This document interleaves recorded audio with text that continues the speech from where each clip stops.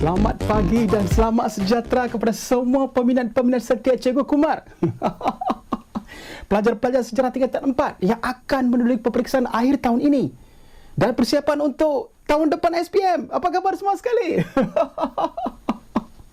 Dan saya ucapkan selamat datang untuk pelajar-pelajar yang pertama kali menonton kelas sejarah Cikgu Kumar hari ini. Jangan risau tentang sejarah pagi tadi. Saya tahu ujian sejarah dan juga keputusan sejarah anda bagaimana semalam. Dan juga semalam besok, saya rasa ujian besok untuk sekolah di Terengganu. Saya dapat tahu. Dan juga semua sekolah-sekolah akan membuat ujian sejarah atau minggu depan, betul ke? Okey, dan juga final exam tahun ni. Jangan risau, relax, jangan panik. Kerana Cikgu Kumar sentiasa bersama anda di sisi anda di YouTube dan di Facebook untuk pengetahuan semua pelajar-pelajar kelas sejarah saya, di mana kelas saya boleh digunakan untuk pelajar-pelajar yang baru memasuki tingkatan 1 sehingga ke tingkatan 5 dan untuk selama-lamanya. Dan yang penting sekali, anda harus baca buku teks terlebih dahulu sebelum anda menonton video saya. Tetapi jangan risau, relax. Jika anda belum baca buku teks, anda masih boleh menonton video saya, no problem. Di mana iaitu anda boleh menonton dan mendengar mata pelajaran sejarah Cikgu Kumar sambil makan muruku. Okey, kata-kata ini adalah feedback dari beratus-ratus student yang mendapat A+ dalam mata pelajaran sejarah yang rajin menonton dan mendengar video saya di YouTube dan di Facebook. Dan juga ramai pelajar mengatakan menonton dan mendengar tuition sejarah percuma Cikgu Kumar cukup dah untuk mendapat A+ dalam mata pelajaran sejarah dan untuk semua jenis ujian dan peperiksaan. Ini jelas menunjukkan video kelas sejarah saya digunakan oleh student dari seluruh Malaysia dengan pelbagai cara ikut kesenangan student masing-masing. Contohnya, masa untuk mengikuti video saya adalah pada bila-bila masa. Jadi student yang student inginkan contohnya, dan ada pelajar mengatakan ada bab-bab Cikgu Kumar yang saya ajar lebih daripada sejam seperti di sekolah ataupun seperti di pusat tuition. Jadi video saya amat berbaloi dan menguntungkan jika belajar di rumah saja.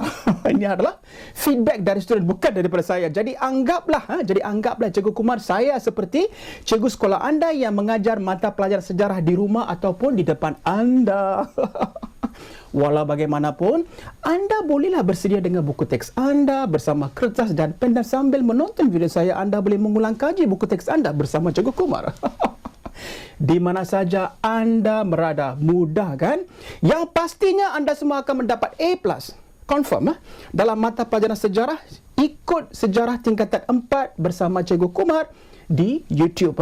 Di Facebook video amat terhad. Jadi semua video akan dimuat naik ke YouTube pada bila-bila masa. Jadi student yang subscribe di YouTube sahajalah yang mendapat video terkini dari Cikgu Kumar. Okey, saya siapa? Student dari Pulau Pinang beritahu saya, itu Cikgu Kumar. Hari tu datang ke Padang Kota, hari tu datang ke Batu Feringgi, hari tu juga dia datang ke Georgetown hari itu. Kenal cikgu. Okey, saya Cikgu Kumar yang mengajar home tuition untuk mata pelajaran sejarah dari tingkatan 1 hingga tingkatan 5, iaitu untuk student yang tinggal dari Perlis hinggalah ke Kuala Lumpur sejak tahun 2010. Dan saya juga mengajar kelas tuition sejarah dari tingkatan 1 hingga tingkatan 5 secara percuma di YouTube seperti anda menonton sekarang hari ini dan juga untuk selama-lamanya, di mana video percuma saya ini untuk semua pelajar di seluruh Malaysia, di mana anda boleh menaik tuition sejarah percuma dan anda bolehlah download tuition terkini, di mana dalam channel saya ini ada berpuluh-puluh kelas tuition sejarah untuk mata pelajaran sejarah dari tingkatan 1 hingga tingkatan 5. Semuanya adalah percuma untuk anda. Okey, cuma anda perlu subscribe channel saya untuk mendapatkan tuition bab sejarah mengikut tingkatan yang terbaru.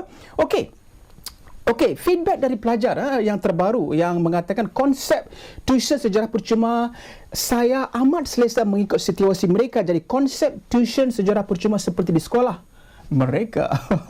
Jadi itu adalah feedback daripada mereka. Setiap hari saya mendapat feedback daripada WhatsApp, daripada email. Jadi salah satu banyak saya kalau saya beritahu hari ini sampai petang pun tak habis. Jadi saya beritahu yang penting. Okey. Seperti biasa saya ingin tanya kabar. Apa khabar student daripada Terengganu? Apa khabar student daripada Selangor? Apa khabar? Selamat pagi. Okey. Student daripada Melaka, student daripada Perlis, student daripada Pahang, apa khabar? Student daripada Perak, hi, good morning. Student daripada Johor, apa khabar? Sihat ke? Okey, student daripada Sabah. Hari ni Sabah hujan ke apa? Okey, student daripada Sarawak, apa khabar? Okey, student daripada Melaka, apa khabar? Selamat pagi ya. Okey. Dan juga kali ini student daripada Melaka banyak menonton video saya di Facebook dan juga di YouTube, dan saya amat galakkan semua student sentiasa subscribe YouTube channel saya. Jika anda subscribe, anda boleh dapatkan kelas tuition terkini dalam semua tingkatan termasuk kuis untuk semua tingkatan, soalan-soalan ramalan yang terkini dan teknik-teknik menjawab soalan untuk semua tingkatan terus ke email anda. Jadi sentiasa subscribe YouTube Cikgu Kumar. Okey, semangat pagi saya. Anda semua tahu apakah semangat pagi saya hari ini? Semangat positif saya adalah andalah para pelajar yang terbaik di Malaysia yang mengikuti kelas sejarah Cikgu Kumar. Yes! Okey, baru-baru ini ramai student daripada Sabah, Terengganu, Negeri Sembilan, Kedah, Perlis, Johor dan Pahang WhatsApp Cikgu untuk mendapatkan video sejarah tingkatan 5 yang terbaru, dan saya katakan seperti biasa, subscribe. Sebab dalam jika anda pergi ke YouTube channel saya, anda nampak log maksud sesiapa yang subscribe saja yang mendapat video terkini. Jadi subscribe. Jika anda subscribe, email anda menunjukkan video terkini. Anda klik email terus pergi ke YouTube, anda boleh download menonton, dan juga anda boleh menonton di rumah dalam bentuk HD. Anda download dalam pendrive, boleh menonton di rumah dalam bentuk HD screen. Okey, baik. Baik. Okey, baik. Minggu lepas kita telah belajar bersama sejarah tingkatan 4 bab 7 iaitu Islam di Asia Tenggara, dan minggu ini wahai kawan-kawan, marilah kita semua dari seluruh Malaysia, marilah duduk berbincang depan komputer, depan YouTube, depan WhatsApp, depan handphone, depan iPhone, depan tab, apa saja phone untuk sejarah tingkatan 4 bab 8 iaitu pembaharuan dan pengaruh Islam di Malaysia sebelum kedatangan Barat, iaitu nota-nota penting untuk persiapan bagi menghadapi semua jenis ujian dan peperiksaan dan menjimatkan masa anda dalam semua keadaan. Okey, sebelum saya memulakan kelas hari ini, saya ingin katakan untuk setiap bab yang kita belajar akan saya sediakan kelas khas untuk cara-cara soalan-soalan objektif, kelas untuk soalan-soalan struktur, kelas untuk soalan-soalan esei. Untuk setiap bab tingkatan 4, jadi sentiasa mengunjungi YouTube Sejarah Percuma. Okey, baik, kita mulakan kelas hari ini iaitu sejarah tingkatan 4 bab 8 yang bertajuk pembaharuan dan pengaruh Islam di Malaysia sebelum kedatangan Barat. Okey, sebelum kita memulakan kelas hari ini, mari kita ketahui semua tajuk-tajuk penting dalam bab 8 tingkatan 4 iaitu pembaharuan dan pengaruh Islam di Malaysia sebelum kedatangan Barat. 3 tajuk besar yang perlu pelajar-pelajar belajar untuk menghadapi semua jenis ujian, peperiksaan dan SPM nanti, iaitu pengaruh Islam terhadap politik. Tajuk besar pertama iaitu pengaruh Islam terhadap politik. Tajuk besar kedua, pengaruh Islam terhadap sosio budaya, dan 3, pengaruh Islam terhadap ekonomi. Okey, pengaruh Islam terhadap politik kita akan belajar 1, pentadbiran, perundangan, adat pepatih, lembaga memilih iaitu undang-undang memilih yang di-Pertuan Besar, adat Temenggung, perundangan sebelum Islam iaitu tradisi Hindu dan Buddha, dan perundangan selepas Islam, dan juga hukum kanun Melaka. Ini adalah pengaruh Islam terhadap politik. Okey, pengaruh Islam terhadap sosio budaya kita akan belajar pendidikan tidak formal, pendidikan formal, bahasa dan kesusastraan, kesenian, gaya hidup. Sama, saya rasa bab yang minggu lepas kita belajar bab 7 lebih kurang sama. Tapi ini ada juga perbezaannya. Kita akan belajar nanti. Okey, tajuk besar ketiga ialah pengaruh Islam terhadap terhadap ekonomi. Satu, kita akan belajar perdagangan, mata wang dan percukaian. Okey ya. Jadi 3 tajuk besar yang kita akan belajar. Tingkatan 4 bab 8 iaitu pengaruh Islam terhadap politik, pengaruh Islam terhadap sosial budaya, pengaruh Islam terhadap ekonomi. Okey, seperti biasa, semua sekali tarik nafas, turun nafas. Tarik nafas, turun nafas. Tenangkan fikiran anda.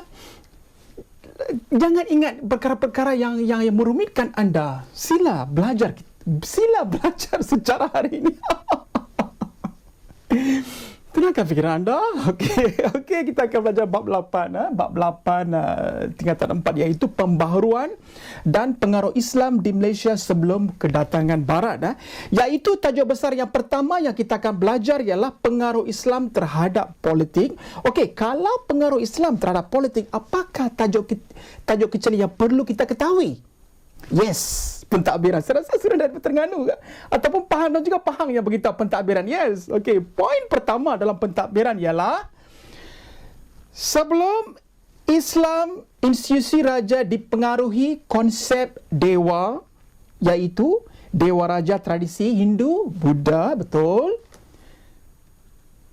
Kedatangan Islam juga membawa konsep zilulullah fil alam dan zilulullah fi art yang bermaksud bayangan Allah di muka bumi, bermaksud pengesahan kewibawaan raja berlandaskan Islam diberi kepada raja. Konsep Khalifatul Mukminin pula bermaksud atau bermakna pemimpin yang mukmin. Gelaran ini digunakan oleh Sultan Mahmud Shah Melaka dan Sultan Abdul Ghafur dari Pahang. Okey, dalam pentadbiran ini juga, dalam tradisi Hindu-Buddha, raja dinazabkan kepada keturunan dewa. Pada zaman Islam, sultan dinazabkan kepada tokoh Islam seperti Iskandar, Zulkarnain. Okey. Zaman Islam, sultan masih kuasa tinggi. Tetapi sistem pewarisan masih diteruskan. Sultan dibantu oleh 4 pembesar. Semua orang tahu, iaitu 1, bendahara, 2, temenggung, 3, penghulu bendahari dan 4, laksamana. Okey. Dalam pentadbiran ini juga, Sultan mendapat nasihat daripada ulama seperti Syahid Abdul Aziz di Melaka. Dalam pentadbiran ini juga, adat pepatih, sistem ini diamalkan di Negeri Sembilan. Kuasa tertinggi terletak di tangan Yang di-Pertuan Besar. Konsep daulat telah mengukuhkan kuasa sultan. Konsep ini tidak bertulis tetapi dipercayai kebenarannya sehingga menaikkan penghormatan rakyat kepada sultan. Dan daulat dikukuhkan lagi dengan adat istiadat seperti pakaian, tingkah laku, bahasa, contohnya istiadat pertabalan. Jadi ini adalah pentadbiran, iaitu tajuk pertama, pengaruh Islam dalam politik. Okey, mari kita tengok pengaruh Islam terhadap politik dalam perundangan pula, iaitu dalam perundangan dibahagi kepada 2, iaitu undang-undang bertulis dan tidak bertulis. Kalau undang-undang bertulis ialah peraturan atau hukum dalam sesebuah masyarakat. Undang-undang tidak bertulis dikenali juga sebagai adat seperti adat pepatih dan adat temenggung. Jadi, raja selalunya dikecualikan daripada undang-undang secara praktiknya. Okey, ini adalah perundangan. Sekarang mari kita tengok adat pepatih. Okey, adat pepatih yang semua orang tahu iaitu dijalankan di Negeri Sembilan dan Naning, Melaka. Konsepnya menyelesaikan masalah secara musyawarah yang dihadiri oleh 12 suku keluarga besar. Tidak membenarkan perkahwinan sama suku. Setiap suku ini mempunyai ketua iaitu lembaga. Perlantikan ketua secara demokrasi dari peringkat bawah, iaitu anak buah memilih bapa, memilih lembaga, memilih undang, memilih yang di-Pertuan Besar, diasaskan oleh Datuk Pepatih Nan Sebatang dari Pagar Ruyung, Sumatera.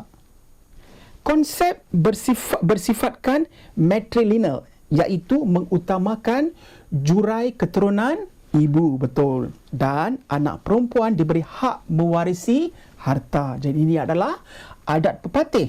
Bagaimana pula dengan adat Temenggung? Okey, sekarang kita tengok adat Temenggung. Adat Temenggung dijalankan di tanah Melayu selain Negeri Sembilan, Naning, berasaskan sistem patrilineal yang mementingkan keturunan lelaki. Okey. Anak lelaki diutamakan dalam pembahagian pusaka bertepatan dengan hukum Farid Islam, diasaskan oleh Datuk Ketumanggunan dari Palembang. Pada mulanya adat ini dipengaruhi ajaran Hindu, kemudian disesuaikan dengan ajaran Islam, mazhab Syafi, itu yang betul tu. Okey, perundangan sebelum Islam semua orang tahu, iaitu tradisi Hindu-Buddha. Okey, kalau tradisi Hindu-Buddha disesuaikan dengan budaya tempatan. Tradisi Hindu berpegang kepada hukum kanun Manu yang membezakan hukum-hukum berdasarkan kelas. Okey, ini adalah perundangan sebelum Islam, tradisi Hindu-Buddha. Okey, bagaimana pula dengan perundangan selepas Islam? Undang-undang Islam di negeri Melayu wujud sebelum kedatangan pengaruh British. Jadi, kehadiran Islam memperkembangkan undang-undang bertulis seperti Hukum Kanun Melaka, Undang-Undang Laut Melaka, Undang-Undang Pahang, Kedah, Perak dan Johor. Sekarang, mari kita tengok Hukum Kanun Melaka pula. Okey, dalam konsep Hukum Kanun Melaka, yang kita tahu bahawa ianya menjelaskan tanggungjawab raja dan pembesar, pantang larang anggota masyarakat, hukum jenayah, undang-undang keluarga, bermasalahan ibadah, Undang-Undang Laut Melaka. Jadi, kalau Undang-Undang Laut Melaka, nahkoda kapten dalam kapal diertikan sebagai imam dan anak buah kapal sebagai makmum. Undang-Undang Pelabuhan di negeri Kedah contohnya pula mempunyai peranan yang sama dengan Undang-Undang Laut Melaka. Jadi ini adalah Hukum Kanun Melaka. Saya ulangi lagi sekali untuk menjelaskan lagi. Mungkin ada orang confused dan sebagainya. Bagi saya terangkan lagi jadi anda mudah untuk memahaminya. Okey, Hukum Kanun Melaka menjelaskan tanggungjawab raja dan pembesar, pantang larang anggota masyarakat, hukuman jenayah, undang-undang keluarga, bermasalahan ibadah. Okey, bermasalahan ibadah, Undang-Undang Laut Melaka. Nahkoda atau kapten dalam kapal diertikan sebagai imam dan anak buah kapal sebagai makmum. Undang-Undang Pelabuhan di negeri Kedah pula mempunyai peranan yang sama dengan Undang-Undang Laut Melaka. Jadi ini adalah Hukum Kanun Melaka. Okey, kita sudah komplit tajuk bab pertama, iaitu apa yang kita tahu bahawa pengaruh Islam terhadap politik, iaitu kita telah belajar tentang pentadbiran, lepas itu perundangan, adat pepatih, adat Temenggung. Okey, lepas itu perundangan sebelum Islam, tradisi Hindu-Buddha, lepas itu perundangan selepas Islam, hukum kanun Melaka. Okey, mari kita tengok pula tajuk besar kedua, iaitu pengaruh Islam terhadap sosio-budaya. Okey, pengaruh Islam terhadap sosio-budaya. Anda semua pelajar perlu tahu bahawa tajuk kecil yang perlu kita belajar dalam tajuk besar ini adalah pendidikan tidak formal. Okey, poin pertama dalam pendidikan tidak formal ialah pendidikan tidak formal terawal melalui asuhan keluarga. Penekanannya ialah nilai moral, pembelajaran melalui pendengaran, penglihatan dan pemerhatian. Kanak-kanak mempelajari kemahiran ibu bapa seperti pertanian, perikanan, kraf tangan dan pertukangan. Okey, ibu bapa turut mengajar hal agama, adat dan sopan santun.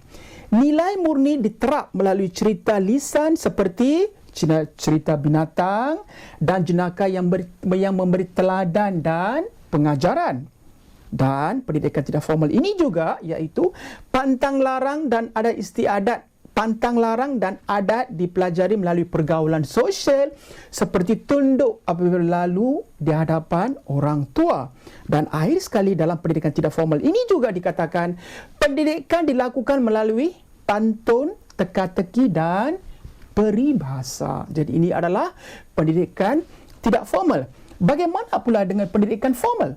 Poin pertama dalam pendidikan formal iaitu dalam pengaruh Islam terhadap sosio budaya. Poin pertama, pendidikan formal berkaitan keagamaan di rumah, istana, masjid, surau, madrasah dan pondok. Di rumah Tok Guru, pendidikan Al-Quran diajar melibatkan anak-anak berusia 7 dan 15 tahun. Di istana pula, menurut sejarah Melayu, pusat pengajian agama terdapat di Istana Melaka. Contohnya, Sultan Mansur Shah telah menerima pengajaran Islam daripada Maulana Abu Bakar. Ramai ulama menetap di Melaka, antaranya orang Arab, Parsi, Gujarat kerana pengaruh pemerintahan Melaka. Kitab Al-Dur Al-Manzum, saya ulangi lagi sekali, Kitab Al-Dur Al-Manzum iaitu kitab tasawuf amat terkenal di Istana Melaka kerana kehebatan kitab itu dan juga sehinggalah ke Istana Kerajaan Johor. Okey, pengajaran buku hikayat. Saya ulangi lagi sekali, pengajaran buku hikayat seperti Hikayat Hamir Hamzah turut disimpan di Istana Melaka. Di istana ini juga diajar ataupun mengajar ilmu politik dan pentadbiran negara, iaitu di Melaka. Okey, di masjid dan di surau, iaitu pendidikan formal di masjid dan surau, kanak-kanak diajar ilmu tajwid, fikah dan bacaan sembahyang. Orang dewasa pula belajar ilmu fikah, usuluddin, hadis, tasawuf pada tahap yang lebih tinggi. Okey, dalam pendidikan formal ini juga, pendidikan pondok pula pengajiannya menyediakan pelajar yang bakal menjadi guru agama dan berkhidmat kepada masyarakat. Pondok terkenal di Kelantan contohnya iaitu Pondok Pulau Condong, kalau di Terengganu Pondok Pulau Manis dan di Kedah pula Pondok Titi Gajah.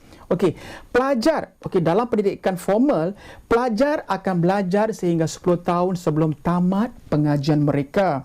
Okey, dalam pendidikan formal ini juga, sistem madrasah diperkenalkan oleh Bani Saljuk dari Iraq. Sistem ini berdasarkan sukatan pelajaran yang dilaksanakan secara kelas. Akhir sekali, dalam pendidikan formal ini, pendidikan madrasah ini juga mengikut tahap, iaitu tahap permulaan, pertengahan dan pengususan. Ia diawasi oleh mudir ataupun guru besar dan diselia oleh sesebuah lembaga. Jadi ini adalah pendidikan formal. Okey, dalam pengaruh Islam terhadap sosial budaya ini juga, bahasa dan kesusastraan perlu kita ketahui ya. Poin pertama dalam bahasa dan kesusastraan ialah sebelum lahirnya tulisan Jawi, telah wujud tulisan dalam sastra Melayu seperti tulisan Palawa, Kawi iaitu Jawa kuno, Sunda kuno, Bata dan Rencong.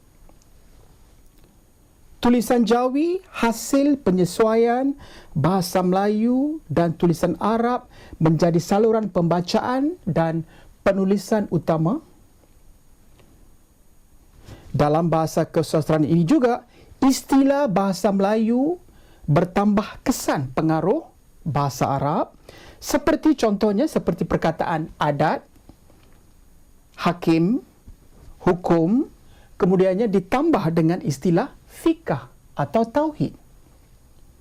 dalam bahasa dan kesusastraan, di mana kesusastraan rakyat disampaikan secara lisan seperti cerita asal-usul, binatang, jenaka, dongeng dan puisi seperti pantun, gurindam dan seloka.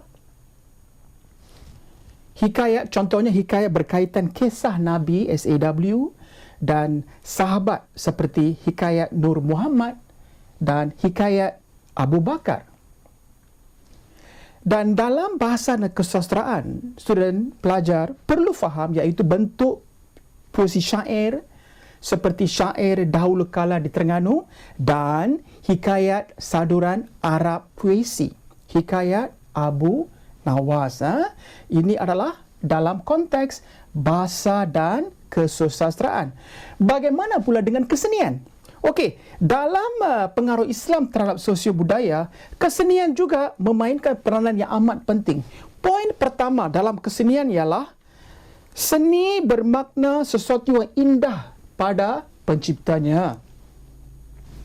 Keindahan ini dapat dilihat daripada seni halus, seni rupa, seni tekstil dan seni tampak.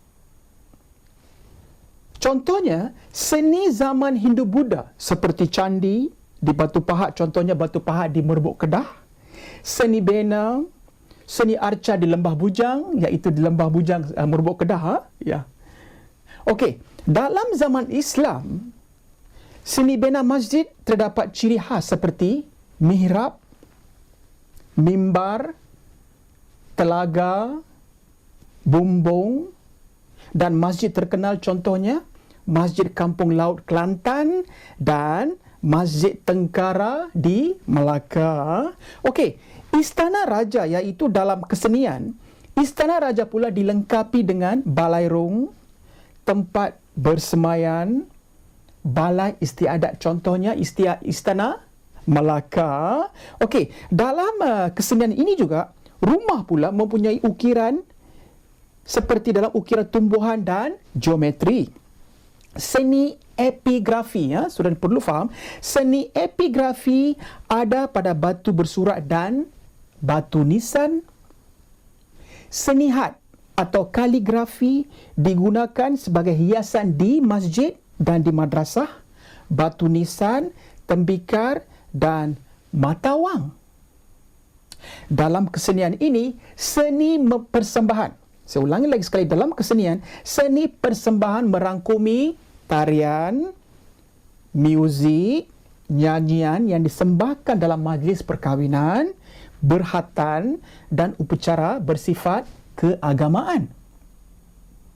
Okey, dalam kesenian ini, tarian pengaruh Arab seperti tarian Dabus di Perak, tarian Inang di Istana Melaka, Nazam, dan akhir sekali dalam kesenian, seni muzik pula seperti seni dikir diiringi rebana dan kompang dan juga gazal. Ini semua adalah kesenian. Okey, dalam gaya hidup. Okey, dalam sosio budaya iaitu pengaruh Islam dalam sosio budaya, gaya hidup. Contohnya apakah yang dikatakan gaya hidup? Poin pertama, perubahan istiadat pemerintah. Dalam pertabalan raja, kandungan bacaan ciri dimansuhkan, bacaan ikrar diteruskan kerana ia menyerupai bayah. Perlantikan pengganti sultan sebelum istiadat pemakaman ditiru dari kerajaan Bani Umayyah. Poin kedua dalam gaya hidup, perubahan akhlak rakyat. Ibu bapa amat dihormati. Jiran dianggap seperti keluarga. Panggilan pangkat diberi seperti Pak Long dan Mak Long. Apabila orang muda bercakap, orang tua suara perlulah rendah. Contohnya apabila orang muda bercakap dengan orang tua, suara perlulah rendah. Jadi ini bermaksud orang muda perlu menghormati orang tua apabila mereka bercakap dengan mereka. Jadi mereka perlulah suara mereka perlulah rendah untuk menghormati orang tua. Okey, poin ketiga dalam gaya hidup ialah adab berziarah, iaitu seseorang perlu memberi salam dan tuan rumah wajib menjawab salam. Kemudian bersalaman di antara mereka. Kanak-kanak bercium tangan orang yang lebih tua, tetamu dilayan dan dihormati dengan hidangan, makan minum. Bacaan bismillah dimulakan untuk menjamu, makan dan minum. Okey, dalam gaya hidup juga, majlis perkahwinan berkhatan Al-Quran diadakan mengikut Islam. Majlis seperti ini juga menekankan nilai gotong royong, kerjasama dan perpaduan. Okey, ini adalah dalam konteks budaya Islam terhadap pengaruh Islam. Tajuk kedua besar, pengaruh Islam dalam sosio budaya, iaitu dalam pendidikan. Saya ulangi lagi sekali, anda ingat, anda perlu saya akan baca keseluruhan tajuk kedua ini. Student perlu dengar betul-betul supaya anda mudah apabila anda menghadapi peperiksaan. Okey, begini, pendidikan tidak formal, iaitu pendidikan tidak formal terawal melalui asuhan keluarga. Penekanannya ialah nilai moral, pembelajaran melalui pendengaran, penglihatan dan pemerhatian. Kanak-kanak mempelajari kemahiran ibu bapa, kemahiran daripada ibu bapa lah, contoh pertanian, perikanan, kraftangan dan pertukangan. Ibu bapa turut mengajar hal agama, adat dan sopan santun. Nilai murni diterapkan melalui cerita lisan seperti cerita binatang dan jenaka yang memberi teladan dan pengajaran. Pantang larang dan adat dipelajari melalui pergaulan sosial seperti tunduk apabila lalu di hadapan orang tua. Pendidikan juga dilakukan melalui pantun, teka-teki dan peribahasa. Okey, ini adalah pendidikan tidak formal. Pendidikan formal iaitu pendidikan formal berkaitan dengan keagamaan di rumah, istana, masjid, surau, madrasah dan pondok. Di rumah Tok Guru, pendidikan Al-Quran diajar melibatkan kanak-kanak, anak-anak berusia 7 hingga 15 tahun. Di istana, menurut sejarah Melayu, pusat pengajian agama terdapat di Istana Melaka. Sultan Mansur Shah telah menerima pengajaran Islam daripada Maulana Abu Bakar. Ramai ulama menetap di Melaka, antaranya orang Arab, Parsi, Gujarat kerana pengaruh pemerintahan di Melaka. Kitab Al-Dur Al-Manzum ataupun kitab tasawuf amat atau sangat terkenal di Istana Melaka hingga ke Istana Kerajaan Johor. Pengajaran buku hikayat seperti Hikayat Amir Hamzah turut disimpan di Istana Melaka. Di istana juga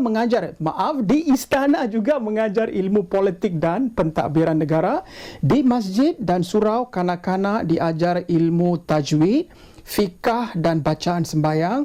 Orang dewasa pula belajar ilmu fikah, usuluddin, hadis, tasawuf pada tahap yang lebih tinggi. Pendidikan pondok pula iaitu pengajian menyediakan pelajar yang bakal menjadi guru agama dan berkhidmat kepada masyarakat. Pondok terkenal terdapat di Kelantan, contohnya Pondok Pulau Condong, Terengganu Pondok Pulau Manis dan Kedah Pondok Titi Gajah.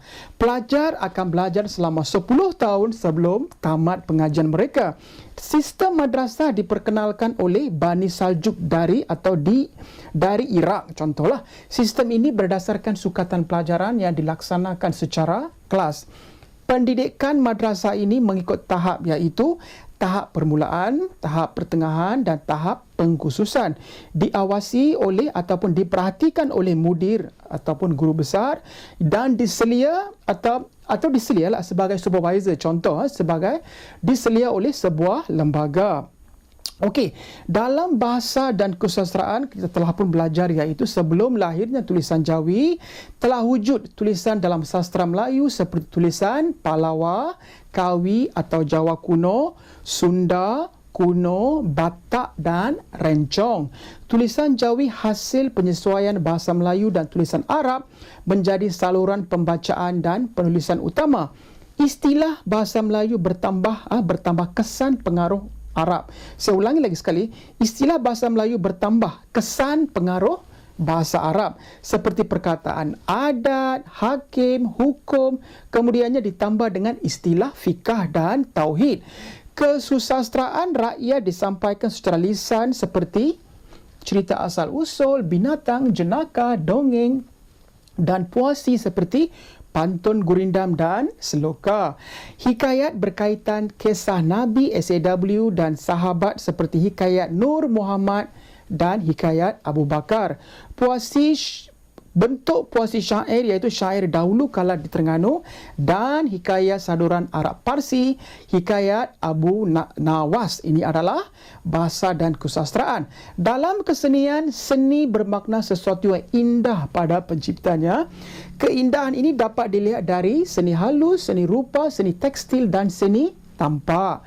Dan juga seni zaman Hindu-Buddha seperti seni candi, seni bena, seni arca di lembah bujang.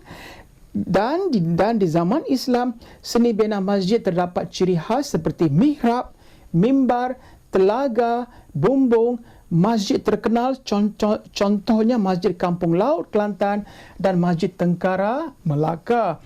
Istana Raja pula dilengkapi dengan balairung, tempat bersemayam, balai istiadat, contohnya Istiadat Melaka.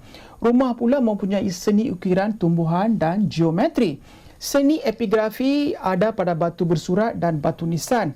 Seni had atau kaligrafi digunakan sebagai hiasan di masjid dan madrasah, batu nisan, tembikar dan matawang. Seni persembahan merangkumi tarian, muzik, nyanyian yang disembahkan dalam majlis perkahwinan, berhatan dan upacara bersifat keagamaan. Tarian pengaruh Arab seperti tarian dabus di Perak, tarian inang di Istana Melaka dan nazam.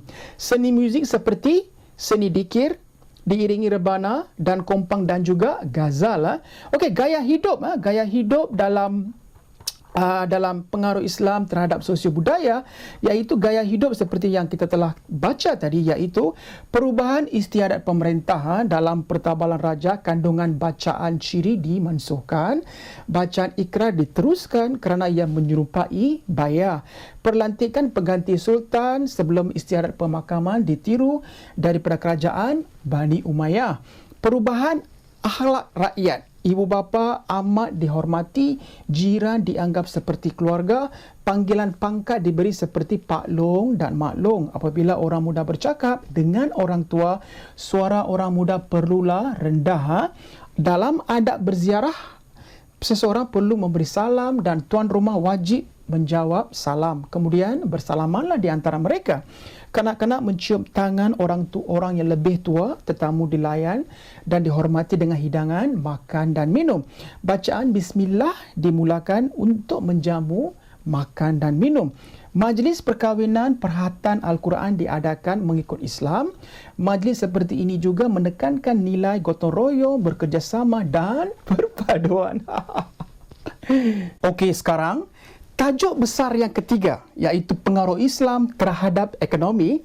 Kalau kita bincang mengenai pengaruh Islam terhadap ekonomi, apakah tajuk yang datang dahulu? Yes, perdagangan. Poin pertama dalam perdagangan ialah pengaruh perdagangan amat kuat kepada umat Islam kerana Nabi Muhammad SAW terlibat secara langsung dalam perdagangan, iaitu memperdagangkan barang Khadijah.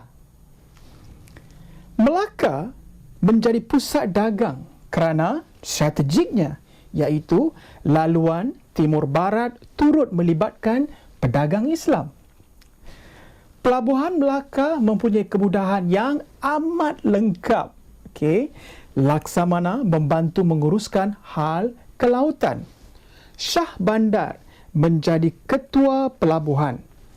Dan dalam perdagangan ini juga, Undang-Undang Laut Melaka membantu menentukan tugas nahkoda dan jurumudi. Di Melaka, amat ramai pedagang. Dikatakan tidak kurang 84 bahasa dipertuturkan di Melaka. Begitu banyak. Okey, dalam konsep perdagangan ini juga, Melaka turut memperkenalkan sistem timbang dan sukat seperti kati dan tahil yang dipertanggungjawabkan kepada Shah Bandar. Barang yang ditimbang seperti emas, perak dan rempah menggunakan dacim ataupun dacing. Kaedah yang digunakan ialah tukar barang dan jual beli. Dan juga dalam perdagangan ini juga kejatuhan Melaka mengalihkan perkembangan perdagangan ke Johor, Kedah, Kelantan dan Terengganu. Okey, ini adalah perdagangan. Okey, dalam pengaruh Islam dalam pengaruh Islam terhadap ekonomi, mata wang juga amat penting. Okey, mari kita belajar tentang mata wang. Poin pertama, sistem mata wang adalah alternatif kepada sistem tukar barang atau barter. Mata wang asing juga digunakan di Melaka seperti mata wang Pasai, Hormuz dan Kembe. Mata wang ini boleh ditukar dengan mata wang tempatan. Dalam konsep mata wang ini, negeri Melayu menggunakan timah sebagai wang dan nama sultan serta tarikh Islam dicatatkan pada wang tersebut. Contohnya di Johor, wang timah dikenali sebagai wang katun yang mempunyai tulisan Jawi atau Arab. Mata wang timah Kedah berbentuk seekor jantan hitam. Mata wang timah Kedah berbentuk seekor ayam jantan yang hinggap di atas beberapa cincin. Cantik ya. Dan mata wang emas Johor digunakan ketika Sultan Alauddin. Wang emas Johor digelar Kupang. Mata wang emas Kelantan dikenali sebagai Kijang. Mata wang emas ini mencatatkan nama dan pangkat sultan iaitu Khalifatul Muslimin. Dan pedagang Arab menggunakan wang emas, tetapi pedagang Eropah menggunakan wang perak. Jadi ini adalah mata wang dalam pengaruh Islam dalam ekonomi. Okey, mari kita tengok percukaian pula. Okey, dalam percukaian, poin pertama yang perlu anda ketahui ialah cukai ialah barangan yang dikenakan oleh pemerintah terhadap aktiviti tertentu atau barang tertentu. Contohnya di Melaka, cukai dibayar oleh pedagang sebelum memulakan perniagaan.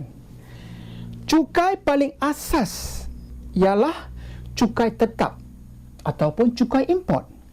Contohnya, pedagang dari India dan Arab 6% daripada jumlah barang, Jepun dan China adalah 5%. Barang yang tidak dikenakan cukai ialah beras dan makanan. Okey. Setelah cukai dibayar, mereka boleh berniaga di bazar atau pasar ataupun pasar di sepanjang Sungai Melaka. Orang asing yang menetap di Melaka juga dikenakan cukai. Contohnya, orang asing Kepulauan Melayu cukai diraja 3% dan orang asing lain cukai diraja 6%. Amalan riba dikenakan orang Islam, saya ulangi lagi sekali, amalan riba di kalangan orang Islam tidak dibenarkan di negeri Melayu. Penegasan tentang riba ini dinyatakan dalam hukum kanun Melaka. Walau bagaimanapun, golongan ceti yang memberi pinjaman dibenarkan menjalankan aktiviti riba mereka. Orang Islam yang berkemampuan dikenakan zakat harta. Okay. Wang zakat disimpan oleh Baitul Mal yang menyelenggarakan harta kerajaan. Wang Baitul Mal juga digunakan untuk pembangunan negara dan masyarakat. Okey, kita dah komplit dah bab 8 tingkatan 4 bab 8 hari ini, iaitu apakah tajuk hari ini? Iaitu pembaharuan dan pengaruh Islam di Malaysia sebelum kedatangan Barat. Okey, kita dah komplit ke semua tajuk yang telah kita baca tadi. Okey, mari kita sekali imbas ke semua tajuk-tajuk penting dalam bab 7, iaitu 3 tajuk besar yang kita sudah belajar hari ini, iaitu pengaruh Islam terhadap politik, pengaruh Islam terhadap sosio budaya dan pengaruh Islam terhadap ekonomi, iaitu pengaruh Islam terhadap politik yang saya rasa tadi kita sudah belajar, iaitu dalam pentadbiran, iaitu salah satu poin. Ada 10 poin di sini, saya tak boleh baca semua, saya boleh baca beberapa poin yang boleh kita bincang bersama, iaitu ini adalah imbas semula. Jadi salah satu poin yang penting iaitu konsep Khalifatul Mukminin pula, iaitu bermakna pemimpin yang mukmin. Gelaran ini digunakan oleh Sultan Mahmud Shah dan juga Sultan Abdul Ghaffar Pahang. Dan juga konsep daulat telah memperkukuhkan kuasa sultan. Konsep ini tidak bertulis tetapi dipercayai kebenarannya sehingga menaikkan penghormatan rakyat kepada sultan. Ini adalah pentadbiran. Dalam perundangan pula kita telah belajar iaitu terbahagi dua undang-undang, iaitu undang-undang bertulis dan undang-undang tidak bertulis. Kalau undang-undang bertulis itu apa dia? Iaitu peraturan ataupun hukum dalam sesebuah masyarakat. Kalau undang tidak bertulis macam mana? Iaitu sebagai adat seperti adat pepatih dan adat temenggung. Raja selalunya dikecualikan daripada undang-undang secara praktiknya. Okey, kita telah pun belajar adat pepatih iaitu dijalankan di Negeri Sembilan, Naning, Melaka, dan juga menyelesaikan masalah cara musyawarah yang dihadiri oleh 12 suku keluarga besar. Dan juga kita telah belajar adat temenggung iaitu dijalankan di Tanah Melayu selain Negeri Sembilan dan Naning. Berasaskan sistem patrilineal iaitu mementingkan keturunan lelaki. Kalau ada pepatih mementingkan siapa? Yes, wanita. Sekarang kalau adat temenggung adalah lelaki. Anak lelaki diutamakan dalam pembahagian pusaka iaitu bertepatan dengan hukum Farid Islam. Diasal oleh Datuk Kutu Manggunan dari Palembang. Pada mulanya adat ini dipengaruhi oleh ajaran Hindu kemudian disesuaikan dengan ajaran Islam mazhab Syafi'i. Okey, kita telah pun belajar tentang perundangan sebelum Islam iaitu tradisi Hindu-Buddha. Tradisi Hindu-Buddha bersesuaikan dengan budaya tempatan. Tradisi Hindu berpegang kepada hukum kanun Manu yang membezakan hukuman berdasarkan kelas. Itu adalah semasa perundangan sebelum Islam. Selepas Islam, undang-undang Islam di negeri-negeri Melayu wujud selepas kedatangan pengaruh British. Kehadiran Islam memperkembangkan undang-undang bertulis seperti hukum kanun Melaka, undang-undang Laut Melaka, undang-undang Pahang, Kedah, Perlis dan Johor. Hukum kanun Melaka kita telah pun belajar, kita telah pun bincang bersama. Salah satu poin yang penting yang kita perlu tahu ialah pantang larang anggota masyarakat, hukum jenayah, undang-undang keluarga. Okey, dalam tajuk kedua yang besar kita telah pun tahu tentang pengaruh Islam terhadap sosial budaya iaitu pendidikan tidak formal dan pendidikan formal. Kalau pendidikan tidak formal, salah satu poin yang penting ialah penekanan pada nilai moral, pembelajaran melalui pendengaran, penglihatan dan pemerhatian. Kanak-kanak mempelajari kemahiran ibu bapa seperti pertanian, perikanan, kraftangan, pertukangan. Ini semua adalah pendidikan tidak formal. Ibu bapa turut mengajar hal agama, adat, sopan santun. Nilai murni diterapkan melalui cerita lisan seperti cerita binatang dan jenaka yang memberi teladan dan pengajaran. Pantang larang dan adat dipelajari melalui pergaulan sosial seperti tunduk apabila lalu berhadapan orang tua. Pendidikan tidak formal juga dilakukan melalui pantun, teka-teki dan peribahasa. Kalau pendidikan formal, iaitu pendidikan formal berkaitan keagamaan di rumah, istana, masjid, surau, madrasah dan pondok. Di rumah Tok Guru, pendidikan Al-Quran diajar melibatkan kanak-kanak berusia 7 hingga 15 tahun. Di istana, menurut sejarah Melayu, pusat pengajian agama terdapat di Istana Melaka. Sultan Mansur Shah telah pernah menerima pengajaran Islam daripada Maulana Abu Bakar. Ramai ulama menetap di Melaka, antaranya orang Arab, Parsi, Gujarat kerana pengaruh pemerintah Melaka pada masa itu. Okey ya. Pendidikan formal yang lain-lain yang kita telah belajar iaitu di masjid dan surau, kanak-kanak diajar ilmu tajwid, fikah dan sembahyang, bacaan sembahyang. Orang dewasa pula belajar ilmu fikah, usuluddin, hadis, tasawuf pada tahap yang lebih tinggi ya. Dan juga pendidikan madrasah ini mengikut tahap iaitu tahap permulaan, tahap pertengahan, tahap pengkhususan. Ia diawasi oleh mudir, guru besar dan diselia oleh sebuah lembaga. Dan dalam iaitu dalam pengaruh Islam terhadap sosial budaya iaitu bahasa dan kesusastraan yang telah kita belajar tadi, iaitu salah satu poinnya adalah sebelum lahirnya tulisan Jawi telah wujud tulisan dalam sastra Melayu seperti tulisan Palawa, Kawi atau Jawa kuno, Sunda kuno, Batak dan Rencong. Tulisan Jawi hasil penyesuaian bahasa Melayu dan tulisan Arab menjadi saluran pembacaan dan penulisan utama. Istilah bahasa Melayu bertambah kesan pengaruh bahasa Arab, seperti perkataan, adat, hakim, hukum, kemudiannya ditambah dengan istilah fikah dan tauhid. Ini adalah beberapa poin yang saya baca sebab saya sudah baca komplit dah tadi ya. Okey, dari segi kesenian pula kita semua tahu bahawa seni bermaksud sesuatu yang indah pada penciptanya. Keindahan ini dapat dilihat dari seni halus, seni rupa, tekstil, seni tampak. Seni zaman Hindu-Buddha seperti seni candi, seni bena, seni arca di Lembah Bujang, di Merbuk Kedah. Okey. Di zaman Islam, seni bena masjid terdapat ciri khas seperti mihrab, mimbar, telaga, bumbung masjid terkenal. Contohnya Masjid Kampung Laut Kelantan dan Masjid Tengkara Melaka. Alright. Dan juga Istana Raja dilengkapi dengan balairong tempat bersemaian, balairong istiadat, contohnya Istana Melaka. Seni persembahan merangkumi tarian muzik, nyanyian yang disembahkan dalam majlis perkahwinan, perhatan dan ucapan bersifat keagamaan. Tarian pengaruh Arab seperti tarian Dabus di Perak, tarian Inang di Istana Melaka dan juga Nazam. Seni muzik kita semua tahu iaitu dikir, diiringi rebana dan kompang dan juga ghazal. Gaya hidup kita sudah belajar tadi, iaitu salah satu poin yang boleh kita ketahui ialah perubahan akhlak rakyat, iaitu ibu bapa perlu dihormati, jiran dianggap keluarga seperti keluarga, panggilan pangkat diberi seperti Pak Long, Mak Long. Apabila orang muda bercakap, orang tua. Apabila orang muda bercakap dengan orang tua, suara perlulah rendah. Dalam adab berziarah, seseorang perlu memberi salam dan tuan rumah wajib menjawab salam, kemudian bersalamlah di antara mereka. Kanak-kanak mencium tangan orang yang lebih tua, tetamu dilayan dan dihormati dengan hidangan makan minum. Bacaan bismillah dimulakan untuk menjamu makan minum. Majlis perkahwinan perkhatan Al-Quran diadakan. Saya ulangi lagi sekali, majlis perkahwinan perkhatan Al-Quran diadakan mengikut adat istiadat Islam. Majlis seperti ini juga menekankan nilai gotong royong, kerjasama dan perpaduan. Okey, dalam tajuk yang ketiga kita telah pun belajar tentang pengaruh Islam terhadap ekonomi, iaitu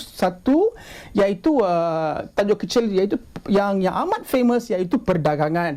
Contohnya salah satu poin daripada 11 poin yang sudah saya baca tadi, iaitu beberapa poin saya akan baca sekarang, iaitu satu, pengaruh perdagangan amat kuat. Pengaruh perdagangan amat kuat kepada umat Islam kerana Nabi Muhammad SAW terlibat secara langsung dalam perdagangan, iaitu memperdagangkan barang Khadijah. Melaka menjadi pusat dagang kerana strategik. Laluan Timur Barat turut melibatkan pedagang Islam. Pelabuhan Melaka mempunyai kemudahan yang lengkap. Laksamana membantu menguruskan hal kelautan. Shah Bandar menjadi ketua pelabuhan. Undang-undang Laut Melaka membantu menentukan tugas nahkoda dan jurumudi. Di Melaka amat ramai pedagang. Dikatakan tidak kurang 84 bahasa dipertuturkan di Melaka.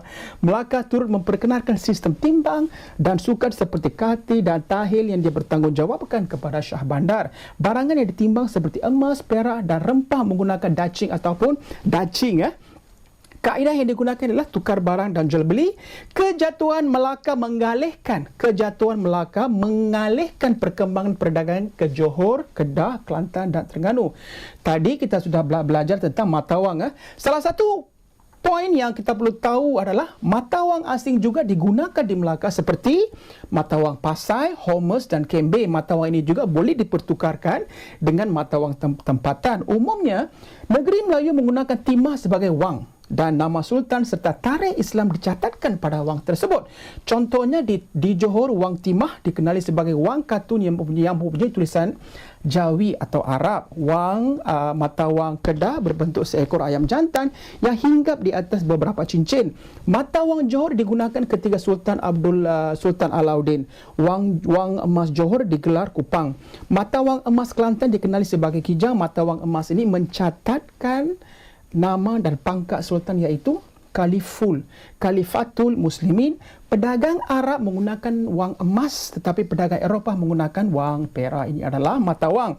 Kita telah pun tahu tentang percukaian tadi. Kita telah pun belajar percukaian tadi, iaitu salah satu poin yang penting yang perlu anda tahu ialah cukai ialah bayaran yang dikenakan oleh pemerintah terhadap aktiviti tertentu dan barang tertentu.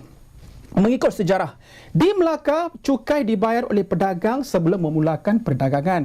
Cukai paling asas ialah cukai tetap, cukai import. Contohnya pedagang dari India dan Arab 6% daripada jumlah barang, Jepun dan China 5%. Barang yang tidak dikenakan cukai adalah beras dan makanan. Setelah cukai dibayar, mereka bolehlah berniaga di bazar atau di pasar di sepanjang Sungai Melaka. Orang asing yang menetap di Melaka juga dikenakan cukai. Contohnya orang asing Kepulauan Melayu, cukai diraja 3%, cukai orang asing lain, cukai asing lain adalah cukai raja juga, iaitu 6%. Amalan riba di kalangan orang Islam tidak dibenarkan di negeri Melayu. Penegasan tentang riba ini dinyatakan dalam hukum kanun Melaka. Walau bagaimanapun, golongan ceti yang memberi pinjaman dibenarkan menjalankan aktiviti di antara mereka ataupun aktiviti riba mereka. Orang Islam yang berkemampuan dikenakan zakat harta, dan paling last sekali iaitu wang zakat disimpan oleh Baitul Mal yang menyelenggarakan harta kerajaan. Wang Baitul Mal digunakan untuk pembangunan negara dan masyarakat. Okey, saya sudah sekali imbas dah ke semua tajuk-tajuk utama hari ini. Saya rasa anda semua sudah betul-betul faham bab 9 hari ini ya. Okey, sekian dulu kelas tuition hari ini, iaitu sejarah tingkatan 4 bab 8, iaitu pembaharuan dan pengaruh Islam di Malaysia sebelum kedatangan Barat. Untuk semua pelajar-pelajar sejarah tingkatan 4 bab 8 yang di mana kita sudah bincang bersama, dan bab yang sama ini akan saya terbitkan 7 video dalam setahun dengan versi yang berlainan, termasuk nota-nota terbaru yang dikemas kini atau latest updated points bersama-sama dengan tips-tips peperiksaan yang berlainan. Jadi saya tidak stop dengan satu bab ini sahaja. Contohnya, pada video akan datang akan dimuat naik di YouTube seperti sejarah tingkatan sejarah tingkatan 4 bab 8 dalam kurungan 8.2. Maksudnya hari ini adalah 8.1 sehinggalah ke video tingkatan 4 8.3, 8.4, 8.5, 8.6, 8.7. Jadi dalam hal ini saya minta semua pelajar sentiasa berhubung dengan saya untuk mendapatkan kelas tuition yang terkini atau terus subscribe di YouTube. Semudah saja. Dan juga ke semua tajuk-tajuk penting kita sudah belajar bersama tadi ya. Alright. Secara am, untuk menanam minat dalam sejarah atau kita mengingati poin-poin penting dalam pembelajaran sejarah, pelajar-pelajar perlu faham konsep apa, iaitu peristiwa sejarah, siapa, tokoh dalam sejarah, bila, pertarian dalam sejarah, di mana, lokasi atau tempat kejadian, mengapa, penyebaban dalam sejarah, bagaimana, kronologi dalam sejarah. Mudah saja untuk belajar sejarah jika pelajar-pelajar betul-betul rajin dalam mengulang kaji ya. Dan saya tahu anda semua akan mendapat A+. Confirm dalam sejarah jika semua pelajar mengikuti nota-nota penting yang kita belajar bersama dengan Cikgu Kumar hari ini. Okey, jika pelajar ada sebarang idea, soalan, pandangan, nasihat atau masalah dalam belajar sejarah yang pelajar hadapi, sila SMS, call, WhatsApp atau message saya di Facebook. Dan di sini juga saya minta maaf jika ada silap bahasa atau kasar ketika saya mengajar. Saya ingin wujudkan suasana ceria, suasana gembira, suasana tidak boring. Jadi wujudlah sana sini silap bahasa atau kasar ketika saya mengajar. Jika saya silap atau kasar dalam saya mengajar, saya minta maaf banyak-banyak kepada anda semua. Dan juga saya ucapkan terima kasih kepada semua ibu bapa yang memberi sumbangan kepada saya, khasnya ibu bapa daripada Pulau Pinang semalam, pagi tadi daripada Johor, semalam juga daripada Kuala Lumpur, Sabah, Sarawak. Banyak sumbangan yang saya dapat khasnya daripada Perlis, daripada Pahang, dari Kelantan, daripada Selangor juga banyak saya dapat sumbangan. Sumbangan yang telah anda berikan akan menolong saya untuk menerbitkan lebih banyak kelas tuition sejarah untuk semua tingkatan nanti. Wang yang diterima itu akan digunakan balik. Maksudnya video akan datang, saya akan buat berbagai-bagai video dia khas dalam sejarah. Maksudnya cara-cara menjawab soalan-soalan struktur, cara-cara menjawab soalan-soalan esei, cara-cara menjawab soalan-soalan objektif untuk semua bab, untuk semua tingkatan. Dan di sini juga saya ucap terima kasih kepada pelajar-pelajar yang mengucapkan tahniah kepada saya, yang mengucapkan terima kasih kepada saya, yang menggalakkan saya untuk teruskan buat lebih banyak video percuma kepada anda semua, dan juga hadiah, pelbagai hadiah daripada post laju dan sebagainya. Okey, dan juga jemputan untuk menghadiri perkahwinan, jemputan untuk menghadiri hari itu daripada menghadiri hari jadi, jemputan untuk perkahwinan keluarga pelajar dan sebagainya. Saya terus hadir. Jika anda menjemput, saya akan hadir, dan juga baru-baru saya hadir untuk kelas tuition di Kedah, di mana saya diberi peluang untuk memberi motivasi kepada pelajar. Saya tetap hadir. Jika maksud saya tu kelas tuition daripada Johor call saya untuk memanggil, untuk memberi motivasi untuk mereka, saya tetap akan pergi ke Johor. Tidak ada masalah, dan saya ucapkan terima kasih dan arigatou gozaimasu. Okey, kita akan sambung menghidupan sejarah tingkatan 4 bab 9. Bye from now from Cikgu Kumar.